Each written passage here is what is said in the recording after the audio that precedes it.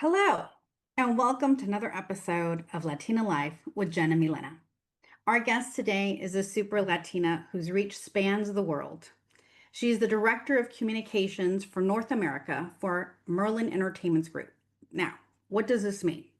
It means she oversees PR strategies and national and local media coverage across the U.S. for 43 attractions that include Legoland Resorts, Legoland Discovery Center, Madame Tussauds, Sea Life Aquarium, Peppa Pig theme parks, Peppa Pig World of Play, and the Orlando Eye. Whew, long list. And she also traveled to Dubai, Malaysia, and the UK for the openings for the company's attractions. Now, prior to her career at Merlin Entertainment Group, she was an executive producer at KUSI TV News in San Diego. There's so much to talk about. That was a mouthful. That was a long list. I'm glad I finally got through it. Let's welcome Julie Estrada. Thank you, Julie, for joining us to the podcast. I Nice to appreciate it. have you, Judy. Thank you, Jen and Milana. Thank you. So let's get started first. We have this connection that we didn't even realize. We both started off in local news. You actually we were an intern at KCBS TV in LA for Harvey Levin. I was actually there at the same time on the assignment desk. So talk about a small world. We kind of missed each other there. I'm so glad we've connected now. But how did you get into, local news, hard news, and how did that take you back to San Diego? Yeah, that wasn't my intent. I went to UCSD, UC San Diego, and I was going to study film and was taking classes to do such. But I was I'm a Gemini. I have a lot of things that I like. So I was studying film, I was studying music, I was studying writing all at the same time. All three of those ended up being my minors. But my junior year, my brother's friend, actually, who worked with him or played with him in a drum and bugle corps, the Velvet Knights, give them a shout, where I traveled with for years. My brothers are 9 and 10 years older than me, so I got dragged everywhere. But it also meant that I became good friends with their friends, and they're still my big brothers and protectors. So Doug Rittenhouse was a producer for Harvey Levin and said, you know what, Jules, I really think you love TV news. Why don't you just come up this summer, do an internship, test it out, see what you think. And I loved it. I loved going undercover. I loved the stories behind it. I loved the people that you met. I loved being in the field and seeing real life things happen as they're happening. And I got bit by it, came back, and I was like, I need to intern down in San Diego. So then I went to KGTV, ABC News, worked in their promotions department and their morning show, and then went to KUSI after that and started a master control. At the same time, I was going to City College and anchoring in their program and doing radio because I wasn't really sure where I wanted to fit in, but I knew I loved all of it and just wanted to test it out. Oh my God, what a hustler, man. You're all I over know the that's place. very impressive, Yeah, honestly. definitely. And It's it's a hard, note. it's funny because in news in KUSI, I had a news director, Dick Tuniga, who we shared a birthday. We were very much in sync, but he also is one of those that believed in me from the beginning. And when I was in master control, he's like, you want to produce? Let's get you producing. You want to do this? And I'm like, I don't know what I want to do. I'm like, there's so many different things. He's like, look, there's three different kinds of people in TV news. And it just depends on what's going to drive you and what's going to be your strength and what's going to be your core. He's like, writers, editors, they're driven by creativity. And if you're an on-camera talent, you're driven by ego.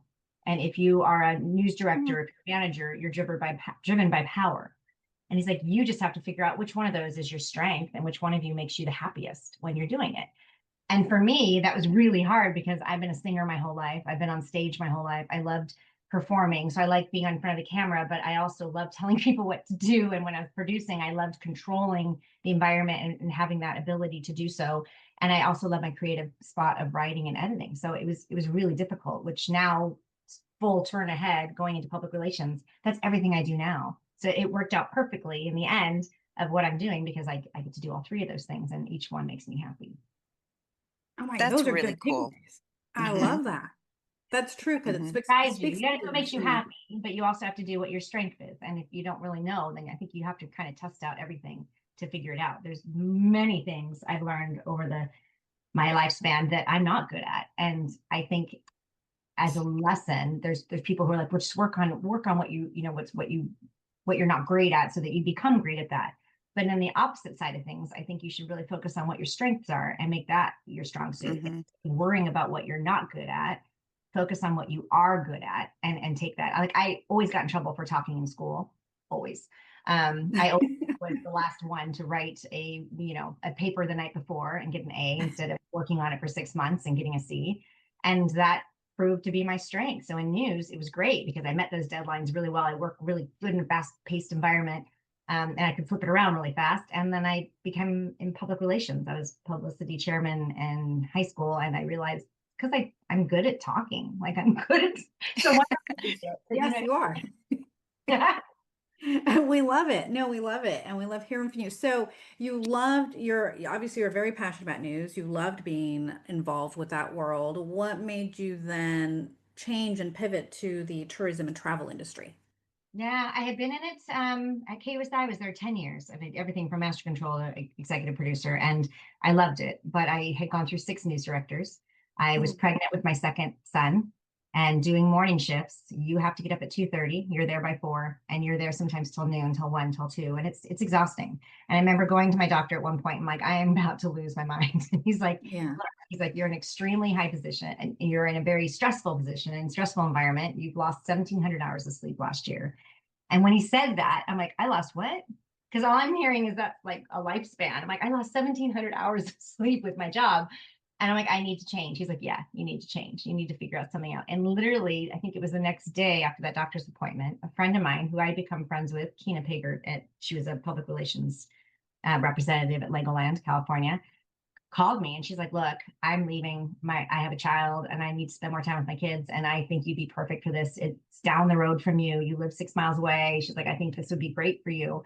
And so I went in and I did the interviews and I went through 6 interviews. And Wow. finally, it was the general manager, John Jacobson, who's now head of all Legoland divisions, who hired me. And I remember asking him later, I'm like, why did you hire me? And he's like, I really felt like I had no choice. You made it feel like if I didn't hire you, it was the biggest loss I could have endured. He's like, and I mean, I trained 5 out of the 6 morning show producers. I have no publicity background whatsoever, but I know journalism. And I'm like, and if a story is a bad story, I'm not going to pitch it, but I will tell your story in a way that nobody else can sell it. And he's like, yep, that's why I hired you. He's like, and that's how I got into PR. I had no background. Wow, that's really very nice that's a nice compliment because the fact that like 6 grueling interview, like that's just so stressful as it is, right? And then to be told at the very end that there was no other person to fill that position without having the experience says a lot about you. So that's pretty awesome. It was I would be lying if I didn't say those first couple of years were really tough. I had a manager Hmm. really hard on me and really made it. It was not her decision to hire me, it was the general manager's decision. So she made it really tough on me. There were nights Mm, there was nights where my husband at the time was like, get out, like this isn't for you. I'm like, it is. I know it. I just have to find my space. I just have to prove to myself that I can do this. I just have to keep plodding along and seeing I'm going to get those wins and I'm going to get those victories that are going to charge me. And it did, but it took a couple of years for me to get it under my hmm.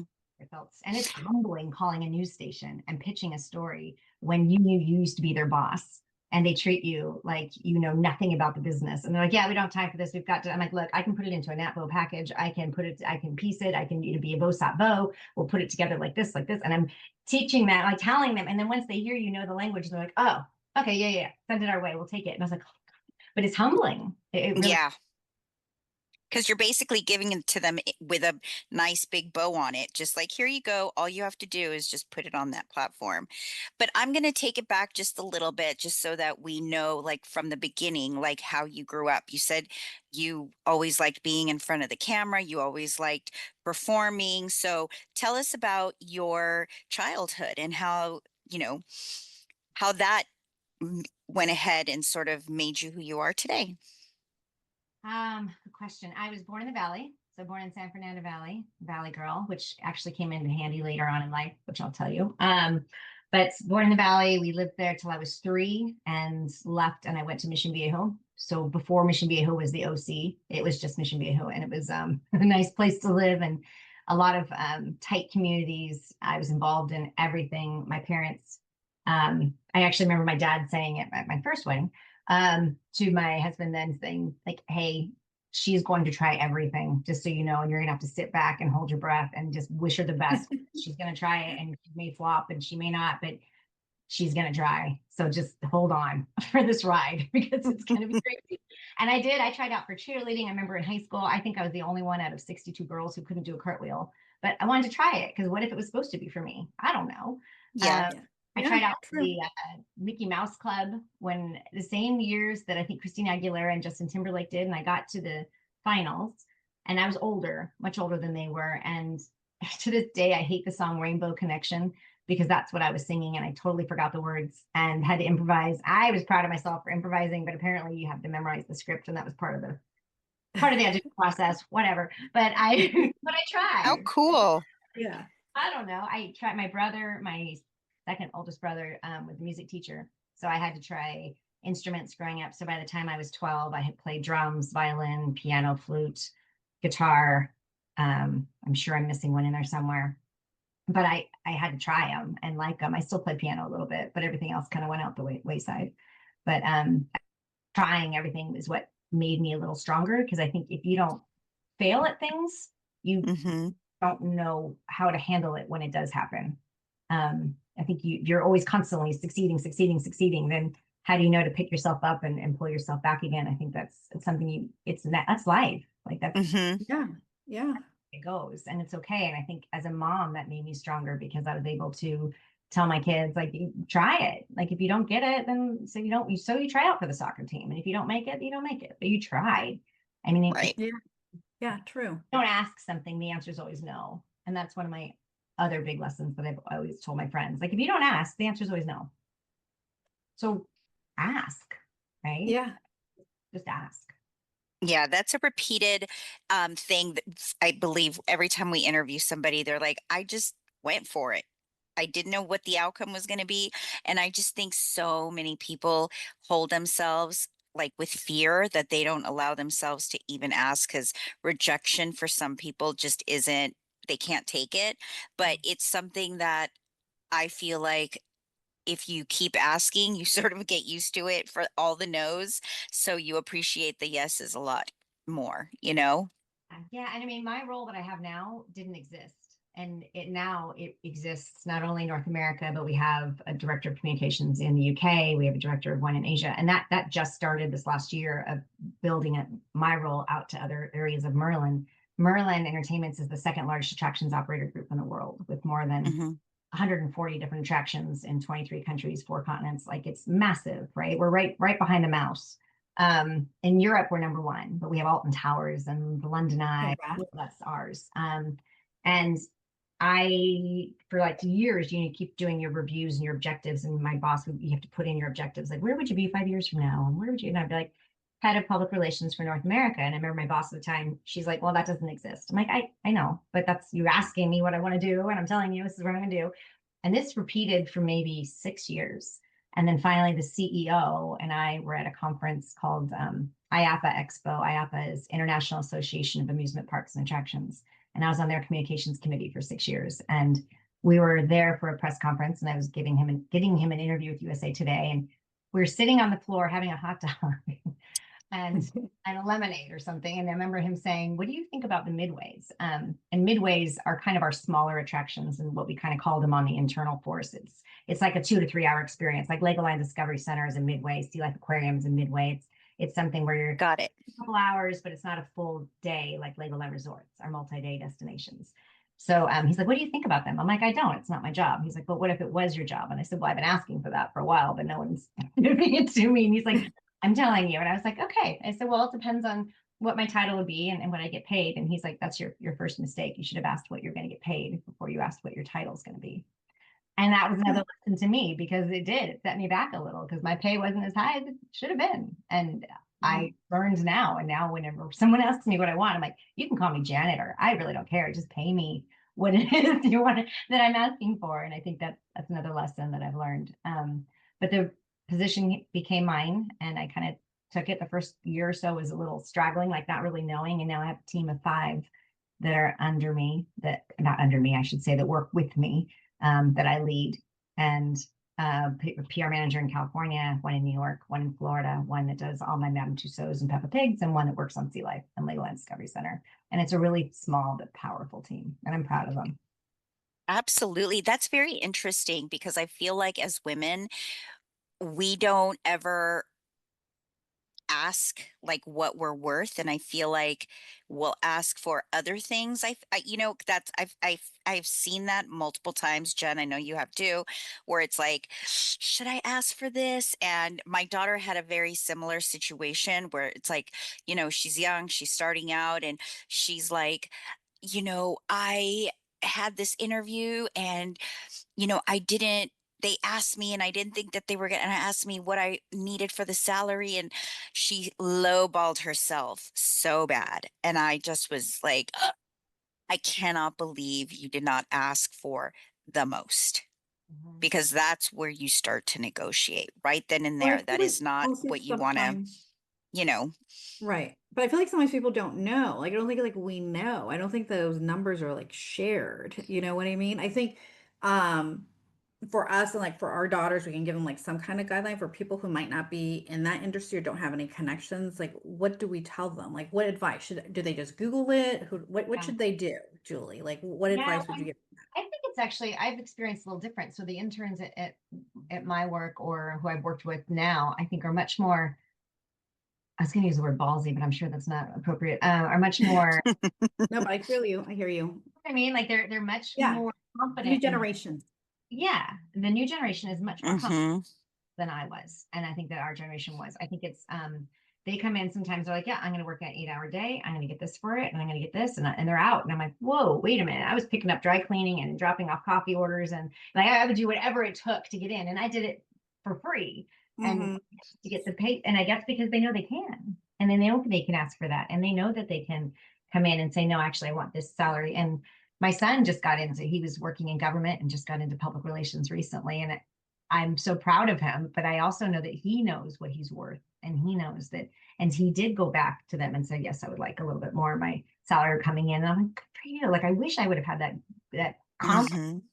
really in myself in the beginning, but you don't know. And I took a pay cut when I went from PR to from media to PR because I was in a good space at the Oh, state. okay. And I went down a good $20,000 or something. And I remember thinking, it's okay because I'm starting fresh. I'm going to grow and they'll understand. And but that when you start so low, it takes a lot longer to get up Right. there than if you just would have come in at what my value was, you know? Right. Mm-hmm. Would you have done that Absolutely. differently, or do you think it worked out the way it was supposed to work out? You know what I mean? Would you have asked for more? I would have. I think I would Okay. have. But I also think I was in a place where I was so curious and wanting to switch and change my life that I would have going to go either way. I think if that makes sense. And I just knew that I needed that shift and I knew that it was the right time and place. And I wanted to be able to see my kids more and watch them grow and not be, exhausted at the end of the day. And it did cut in. There's times where I still miss things. And then I ended up becoming a single mom when my kids were 9 and 12. And I was single mom for 10 years and raised them on my own, had full custody and didn't get the support, didn't get alimony, didn't get child support, didn't get any of that stuff. And we learned to kind of think outside the box. I would Mm-hmm.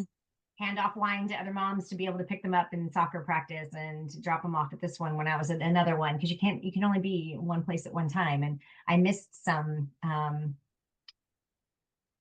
school events or something. Actually, I did not miss a lot of school events. In preschool, I think I missed like a one Christmas pageant they did. And I was so upset that I was crying that the director at the time, who was also a single mom and had 4 kids, 3 of which I'd worked with at Legoland, said, you know Wow. what, we're gonna redo it. Hold on, everybody, put your hats back on. Miss Julie needs to see this. We're gonna sing again. Oh, But that was another mom understanding what a mom is going through and having that empathy and compassion, which I think is just more of us need that. And more of us need to just remember that we're all in it. You're gonna do your best, but sometimes you have to redo the pageant, like sometimes you that's just, so nice. yeah.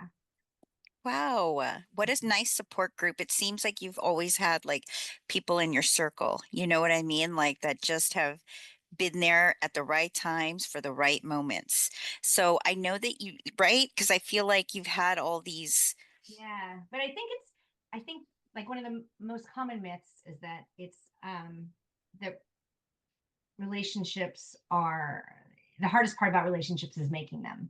And I think the hardest part about relationships is keeping them and thriving them and nourishing them and making sure that they're beneficial to both parties involved, right? And that's Mhm. everything from my kids' school teachers to my mailman to my colleagues to my family and friends, and just taking that time sometimes just to meet them and know them and meet them in their place and space. And I surround myself intentionally with people who believe in me. And I think there's no room in life for anything otherwise. And if there's been Mhm. friends along the way where I'm like, does this relationship really benefit me, making me feel whole? And if I'm not able to give that to somebody, then it's not, there's life's too short. It's too short to wait Mhm.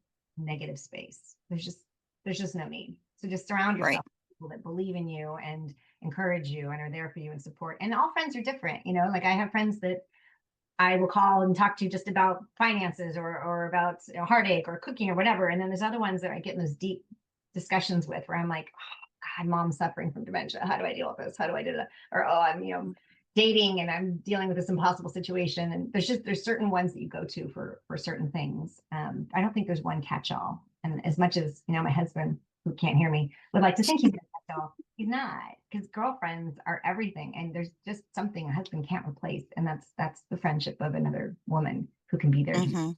and they're the ones who are going to be there. Let's be honest. I mean, I think my grandma she lived till she was 100 well, my grandma lived till she was 99, my great grandma 103, my great great grandma 104. So I mean, I got some years ahead of me. I might not lost him, but my girlfriends are going to be there with me Mhm. down down in the end. I mean, I think that's why it's so important. Absolutely. And you said that's obviously a very big challenge for you was being a single mom and having to juggle and stuff. How did that affect you in the workplace? Like having to juggle all of that? Like what kind of challenges did you see when you were going through or advice that you could give someone else who wants to fall in, you know, a job like yours? That's very stressful at the end of the day. It's a big corporation. It is, and funny, I think you have to be human and remember that you're Mhm. and not pretend that you're somebody else. I have a strong affinity to one. Look, I even have a mug. I have a Wonder Woman mug in front of me because so many of my girlfriends are like, "Oh my gosh, you're like Wonder Woman. You just come out of this and this is the." But these are also the same women who see me cry.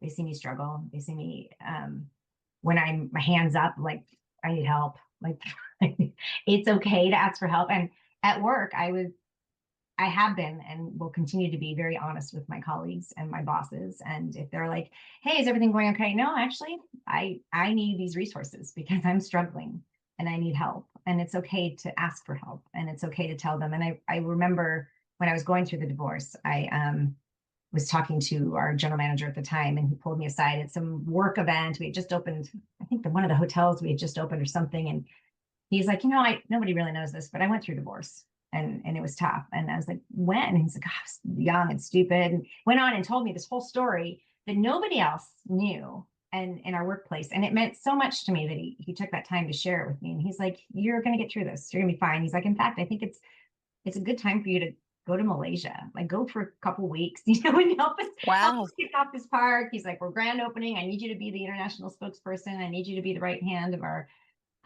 CEO at the time." And I was like, "Let me check with mom and dad because they were my saving grace Mhm.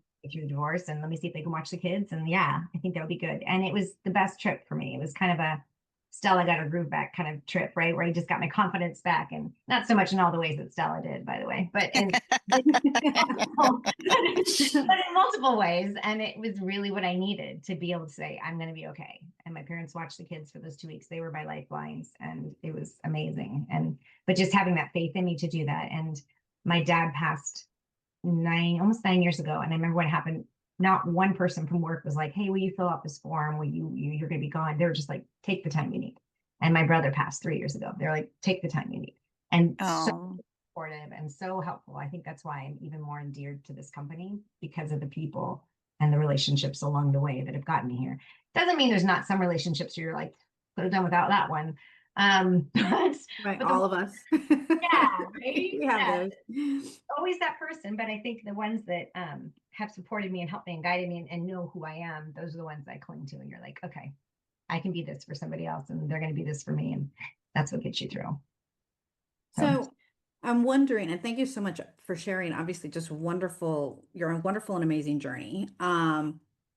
Has there been any challenges you faced specifically as a Latina, either in this travel and industry, tourism industry or the media industry that kind of stands out to you that was like a pivotal moment in your life? Like you like hit a roadblock or it just like stuck out to you at all? I don't really think I've seen it as a roadblock or as a challenge. I think I've seen it more as an opportunity. I don't Okay. think I spoke Spanish when I was in the Valley, and I spoke Spanish fluently until I was 3, apparently.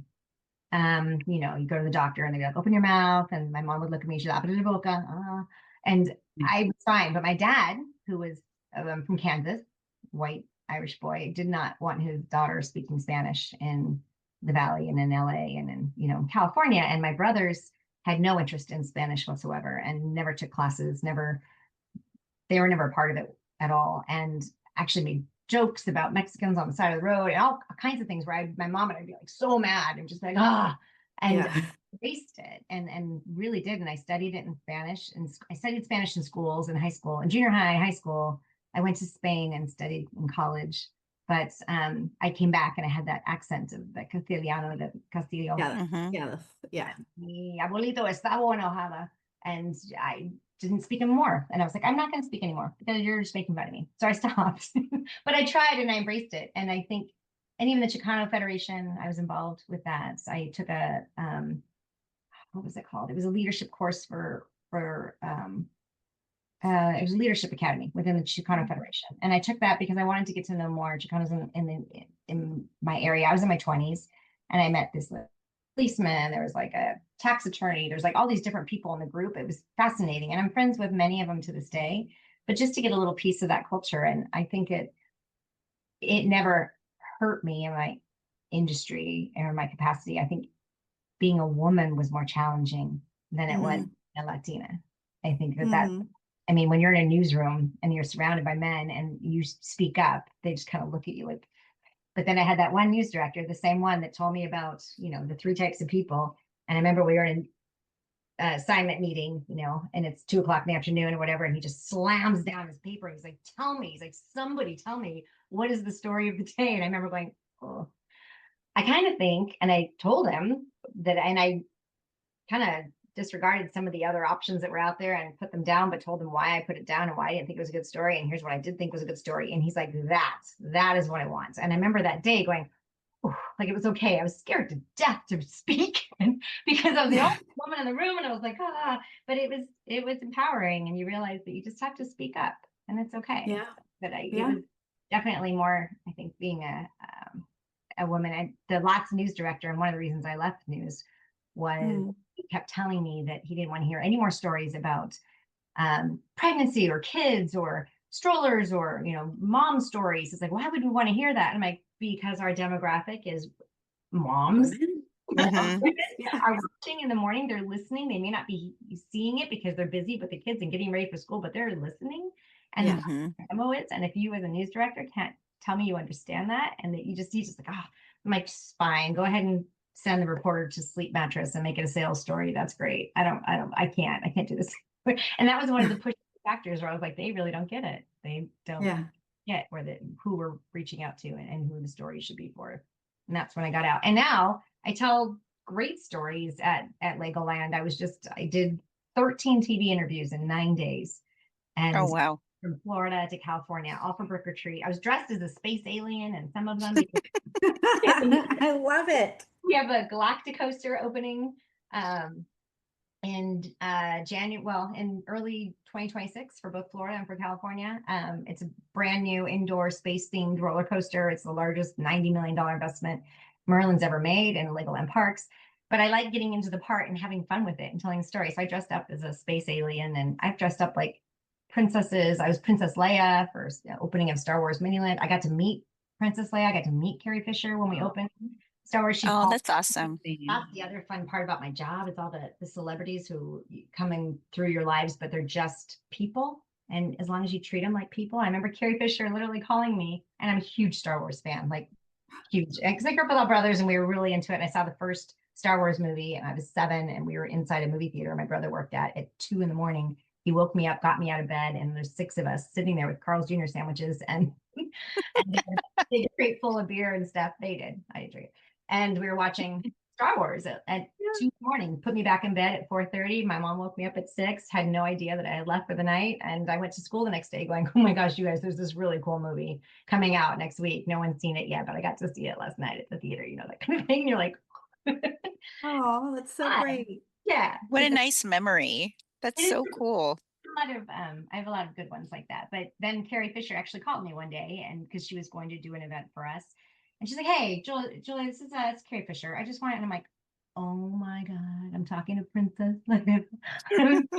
Cool. And we talked for like 30 minutes. She was hilarious. She was human. She was telling her dogs to shut up. She was picking up, trash or something outside while she was talking to me, and it was delightful. And it was nice just to remember that we're just human. Like everybody got their role in life, and you're just doing your job, and it's been kind of fun. And my kids have gotten to experience some of that, meeting different celebs too, which is pretty cool. Like that's a perk of my job for sure.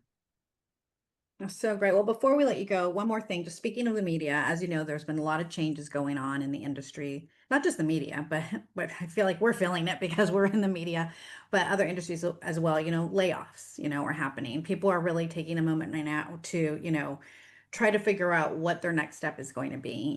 You've navigated your careers so well. I feel like there's still more to come, that we're going to see, you achieving. What kind of advice can you give to someone who is in the space right now where they're not sure what they're going to do next, who's facing uncertainty? Yeah, good question. I have to answer that for myself too. I think it's thinking outside the box a little bit, knowing that whatever it is that you like doing, if you're in a role now, there's going to be a different role that you can do the same thing. It's hard. I mean, with AI now and somebody sent me we just did applications for a role in Florida, and you can tell what part of it's been done by AI and whatnot. I'm like, I love writing. Like, I like the creativity. I like the coming up with it on my own. And I think, I don't know, I think keep your relationships up, and somebody that is going to put you into the right place at the right time. It's just a matter of making sure you keep those relationships. I think I got some award one time. It was like most likely to know somebody who knows somebody. And my colleagues gave it to me as a joke, but I took it with pride. And I love that. And I love connecting people. I love if Jen, you were to call me and say, hey, I'm looking for something and I'm going to Australia or blah, blah, blah. How do you know anybody? And I like being able to go, yeah, I do. Let me put you in touch with this person. And I think we just have to keep doing that more for each other, because somebody out there is going to know something for you, and somebody out there is going to be able to help you. You're going to be able to help somebody else. And it feels good. It feels good to help somebody and put them in the right role and get them in the right direction. And I have a little box I keep under my bed that's notes that friends or interns or people who have worked for me or I worked for them have sent me over the years, and just little sweet notes, I call them my sweet spots, where it's just when I have really bad days, I get out that box and I look at it and you're like, oh yeah, okay, I can do this right. I can help. If someone can help me, we can make it happen, but you just have to lean on each other. And I think we're in this time of space where people don't write homemade cards anymore or write notes to each other or call. They text instead of call. And even my son called me on that the other day. I texted him, I'm like, I haven't heard from you, this and this. He's like, you can call. Got you, Mom. Nice reminder. You're like, yeah, you learned well. Well. Yeah, he did from you. We have to call. You got to take that moment just to ask, how are you? And is it okay? And I think the more of us that ask how each other is doing, the better off we're all going to be. Very true. Very true. Well, on that note, Julie, thank you so much. Thank you for this conversation. I feel like What I a was in pleasure. a TED Talk, right? Didn't you feel like you were at a TED Talk? I was forgetting my questions. So thank you so much for joining us today. And, for all of our fans out there, all our listeners, hermanas y primas, thank you for listening to Julie's fabulous life and careers and stories. Much more to hear from you. I know, Julie. Please continue to listen to Latina Life with Jen and Milena on all your streaming podcast platforms like Apple, Spotify, iHeart. And until next time, besos y abrazos. Thank you, guys. Thanks, Julie. Nada, de nada.